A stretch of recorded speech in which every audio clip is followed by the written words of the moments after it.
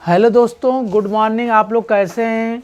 अच्छे ही होंगे। आज मैं दोस्तों आप लोगों को पृष्ठीय क्षेत्रफल और उसके आयतन से रिलेटेड चैप्टर पढ़ाएंगे। इसमें कक्षा 9 विशेष है, कक्षा 9 से रिलेटेड है, ठीक ना। तो आप लोगों की कक्षा 9th लेवल का पढ़ाएंगे और उसी लेवल का क्वेश्चन बताएंगे, उसी लेवल का फार्मूला भी रहेगा। वैसे तो ये लेवल 10 में भी काम देता है, 10th में भी काम देता है, लेकिन विशेष तौर से उनका क्वेश्चन ही रहेगा। और किताब है डॉक्टर मनोहरे, इसी को सॉल्व कराएंगे हम। 13 चैप्टर है। तो चलिए इसको हम लोग पहले स्टार्टिंग से देखते हैं। इसमें क्या, पहले फार्मूला बताएंगे, उसके बाद इस पर सवाल बताएंगे। तो पहले चलिए, इसमें स्टार्टिंग में पहले आता है घन और घनाभ, ठीक ना। पृष्ठीय क्षेत्रफल और आयतन में आता है पहले घन और घनाभ। तो पहले समझिए, देखिए पहले समझिए घन का आयतन क्या होता है। घन का आयतन देखिए इसमें होता है, घन का आयतन भुजा क्यूब होता है। क्या होता है? भुजा क्यूब। इसमें सभी देखिए, घन में सभी भुजाएं बराबर होती है और घनाभ में लंबाई चौड़ाई ऊंचाई अलग अलग होती है। और घन में क्या होता है, घन में लंबाई चौड़ाई ऊंचाई नहीं होती, सभी बराबर होती है। लंबाई को ऊंचाई कहिए, ऊंचाई को चौड़ाई कहिए, यानी कुल मिला के करिए उसमें भुजा होता है, उसको कोर भी बोलते हैं हम लोग, ठीक ना। तो घनाभ का आयतन ही होता है भुजा क्यूब। यदि घन का आयतन भुजा क्यूब होता है। यदि घन की कोर या भुजा की बात करें, घन की कोर या भुजा ए है, घन की कोर या भुजा ए है, तो क्या हो जाएगा? तो आयतन, घन का आयतन कितना हो जाएगा? ए क्यूब बन जाएगा। क्या हो जाएगा? ए क्यूब। अगर मान लीजिए भुजा यल है तो यल क्यूब बन जाएगा, भुजा पी है तो पी क्यूब बन जाएगा। कुछ भी रहेगा उसकी भुजा हो जाएगा, मतलब उसका क्यूब हो जाएगा, ठीक ना। आयतन क्या होता है? आयतन भुजा क्यूब। ये मेन फार्मूला समझिए, ठीक ना। और घन, अगर घन का विकर्ण की बात करें, घन का विकर्ण होता है भुजा करड़ी में 3 होता है। या अगर भुजा ए है, लिख दीजिए भुजा करड़ी में 3। अगर भुजा ए है तो ए करड़ी में आपको कितना हो जाएगा? 3 हो जाएगा, ठीक ना। ऐसे समझिए। और फार्मूला देख लीजिए, अब जो फार्मूला आता रहेगा उसको बताते रहेंगे, ठीक ना। पहले क्वेश्चन पर हम लोग चलेंगे। देखिए क्वेश्चन क्या है इसमें, पहले 13 का डॉक्टर मनोहरे बुक का है, उसमें चैप्टर एक्सरसाइज 13 है, 13 से स्टार्ट है। इसमें 13 पहला चैप्टर है जिसमें पृष्ठीय क्षेत्रफल और आयतन है। इसमें देखिए क्वेश्चन क्या है, देखिए यहाँ पे लिखा है कि यदि एक घन की एक कोर 12 सेमी हो, यदि एक घन की एक कोर 12 सेमी, कोर का मतलब भुजा है। अब उसकी कोर दिया चाहे भुजा, कोर कहें या भुजा, कितना दिया है? 12 सेमी दिया है, 12 सेमी दिया है। अब इसका पूछ रहा है विकर्ण।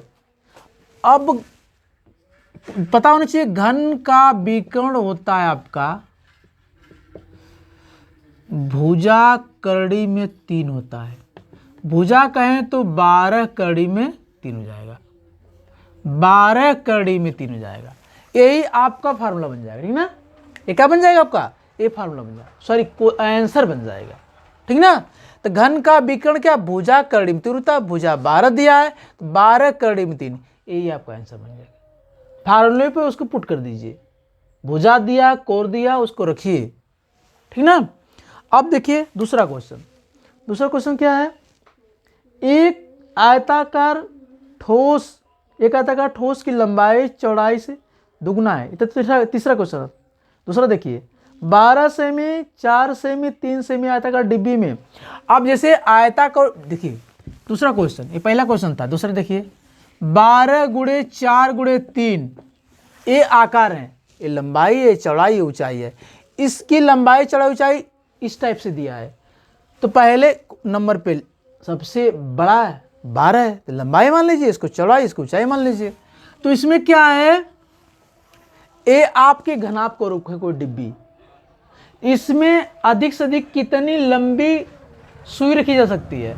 अब जैसे एक कोई कमरा है, उसमें अगर कोई तिरछी समा रखते तो लंबी समा रखी जाती है।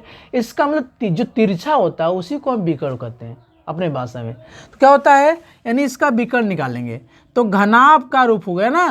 तो घनाभ, क्योंकि लंबाई चौड़ाई ऊंचाई अलग अलग होता है, वो घनाभ हो जाता है। अब समझिए, घनाभ का विकर्ण, घनाभ का विकर्ण होता है लंबाई का स्क्वायर प्लस चौड़ाई का स्क्वायर प्लस क्या होता है, ऊंचाई का स्क्वायर। देखिए, लंबाई का स्क्वायर, चौड़ाई का स्क्वायर, अब क्या होता है, इसको ऊंचाई समझिए, ऊंचाई का स्क्वायर कितना हो जाएगा, ये 12 का स्क्वायर हो जाएगा प्लस 4 का स्क्वायर प्लस कितना हो जाएगा, ये ऊंचाई समझिएगा, 30 मत समझिएगा, यहाँ ऊंचाई लिख दें, ऊंचाई, ठीक ना। तो 12 का स्क्वायर, 4 का स्क्वायर और 3 का स्क्वायर कितना हो जाएगा, 12 बनेंगे 144, 4 चौक को 16, 3 तिरिक के 9, कितना हो जाएगा, 100, सब कुछ जोड़ेंगे 169 हो जाएगा। इसका वर्गमूल आ जाता है 13, यानी 13 वर्गमूल, यानी सबसे लंबी सुई उस डिब्बी में 13 सेमी की रखी जा सकती है, ठीक ना। तिरछा रखेंगे जिसे विकर्ण बोलते हैं, यानी विकर्ण के समान रखेंगे तो सबसे लंबी रखी जा सकती है। थोड़ा सा ये हैबिचुअल क्वेश्चन है, ये आदत मतलब थोड़ा सा सोचना पड़े, व्यवहारिक टाइप है कि कैसे क्या होगा तो कैसे क्या होगा, ठीक ना। अब देखिए तीसरा क्वेश्चन दिया है, एक आयताकार खेत की लंबाई चौड़ाई से दुगुना ऊंचाई से त्रिगुना है। अब देखिए ध्यान समझिए, पहले समझना इसमें, ठीक ना। समझना क्या है, एक आयताकार खेत की लंबाई चौड़ाई से दुगुना और ऊंचाई से तिगुना है। तो मान लीजिए तीसरा क्वेश्चन है, माना आयताकार खेत की लंबाई x है और जो लंबाई है चौड़ाई से दुगुना है, यानी चौड़ाई उसकी आधा हो जाएगी, चौड़ा क्या हो जाएगी, उसकी आधा हो जाएगी। ऐसे समझिए, क्योंकि चौड़ाई से दुगुना है, क्योंकि इसका दुगुना करेंगे तो x आ जाएगा। देख लीजिए, इसका दुगुना क्या हो जाएगा, x/2, और इसका दुगुना 2 से गुणा करेंगे कट जाएगा, x आ जाएगा। यानी इसका ये दोगुना है, ठीक ना, यानी इसका ये दोगुना तो ये इसका ये आधा है चौड़ाई, और ऊंचाई क्या हो जाएगा, ऊंचाई 3 गुना कर रहा है, यानी ऊंचाई से 3 गुना है, यानी 1/3 हो जाएगा। क्यों, क्योंकि इसका 3 गुना ये मिल जाएगा। देखिए 1/3 गुणे 3 कट जाएगा, कितना हो जाएगा, x आ जाएगा, ठीक ना। अब ध्यान समझिए, ये हो गया। अब ये आपका घनाभ के रूप हो गया। क्या कुछ बताएंगे, घनाभ का आयतन क्या होता है बताइए, घनाभ का आयतन लंबाई गुणे चौड़ाई गुणे क्या होता है, ऊंचाई, ये फार्मूला होता है। तो लंबाई कितनी है आपका, x है, चौड़ाई कितनी है, 1/2 है, ऊंचाई कितनी है, 1/3 है। अब यहाँ पर दिया है आपका, इसका मान 36 दे दिया है, पूछ रहा है इसकी चौड़ाई ज्ञात कीजिए। तो पहले आप तो इनकी भुजाओं को ज्ञात करिए ना, लंबाई ज्ञात करिए, तब न उसके बाद निकलेगा सब।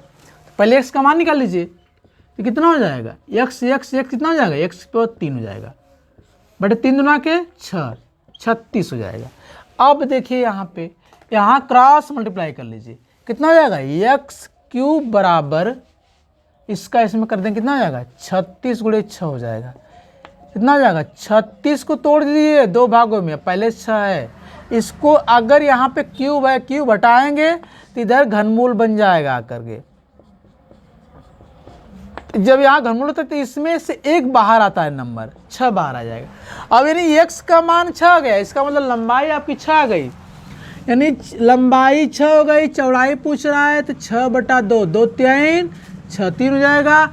अगर ऊंचाई पूछता तो 6/2 लिखते, जहाँ x रहता वहाँ लिख के और इसी से भाग दे दीजिए, ठीक ना, 2 हो जाएगा। यानी ऊंचाई पूछेगा तो 2, चौड़ाई पूछ रहा है 3 और लंबाई पूछता तो 6 हो जाता, ठीक ना। तो इस टाइप से आप लोगों को वीडियो मिलती रहेगी, इसको पूरा वीडियो देखिएगा, शेयर करिए, सब्सक्राइब करिए, लाइक करिए, ठीक ना।